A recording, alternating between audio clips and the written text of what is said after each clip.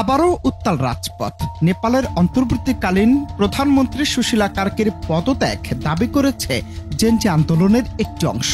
তরুণদের মধ্যে নায়ক হিসেবে পরিচিত সুদান গুরুংয়ের নেতৃত্বে এ বিক্ষোভ হয় রবিবার রাতে কাঠমান্ডুর বালুয়াতারে প্রধানমন্ত্রীর সরকারি বাসভবনের সামনে।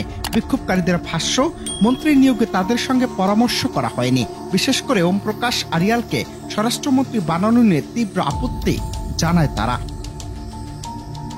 সুদান গুরুং স্পষ্ট ভাষায় সতর্ক করে জানিয়ে দিয়েছেন, জেনজি বর্তমান সরকারকে ক্ষমতা এনেছে, তাই তাদের উপেক্ষা করলে পরিণতি ভালো হবে না। তাদের ভাষ্য মতে, আমরা যদি আবার রাস্তায় নামি কেউ আমাদের থামাতে পারবে না। তিনি সরাসরি অভিযোগ করেন, সেখানকার ওম প্রকাশ আরিয়াল ভেতর থেকে নিজেকে স্বরাষ্ট্রমন্ত্রী বানানোর চেষ্টা করেছেন। অন্যদিকে অন্তর্বর্তীকালীন প্রধানমন্ত্রী এবং সাবেক প্রধান বিচারপতি সুশীলা কার্কির ভাষ্য, তিনি এবং তার দল ক্ষমতায় আগ্রহী নন। দায়িত্ব নেয়ার পর প্রথম সংবাদ সম্মেলনে তিনি জানান, 6 মাসের মধ্যে নতুন সংসদের হাতে দায়িত্ব হস্তান্তর করা হবে। আন্দোলনের সময় নিহতদের শহীদ ঘোষণা এবং নিহত প্রত্যেক পরিবারের জন্য 10 লাখ নেপালি রুপি ক্ষতিপূরণের ঘোষণাও দিয়েছেন তিনি।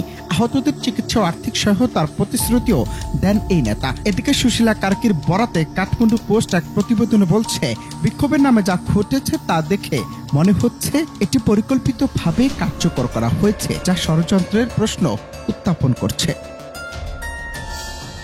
এদিকে সাম্প্রতিক বিক্ষোভে সহিংসতার মাত্রা বাড়ছে। দ্য হিমালয়ান টাইমসের তথ্য বলছে, এখন পর্যন্ত নিহতের সংখ্যা দাঁড়িয়েছে 72 জনে। এর মধ্যে রয়েছেন 59 জন বিক্ষোভকারী, 10 জন বন্দী এবং 3 জন পুলিশ কর্মকর্তা। বিশ্লেষকরা বলছেন, তরুণদের ক্রমবর্ধমান চাপ ও রাজনৈতিক অস্থিরতা নেপালের অন্তর্বর্তী সরকারকে আরও জটিল পরিস্থিতিতে ঠেলে দিচ্ছে।